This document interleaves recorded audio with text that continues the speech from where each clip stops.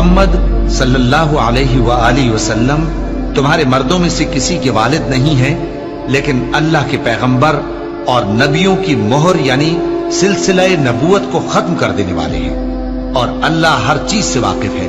اے اہل ایمان، اللہ کا بہت بہت ذکر کیا کرو اور صبح و شام اس کی پاکی بیان کرتے رہو۔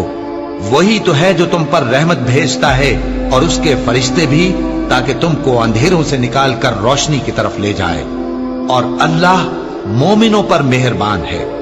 جس روز وہ اس سے ملیں گے تو ان کا تحفہ اللہ کی طرف سے سلام ہوگا، اور اس نے ان کے لیے عمدہ ثواب تیار کر رکھا ہے۔ اے پیغمبر، ہم نے تم کو گواہی دینے والا اور خوشخبری سنانے والا اور خبردار کرنے والا بنا کر بھیجا ہے، اور اللہ کی طرف اسی کے حکم سے بلانے والا اور چراغ روشن۔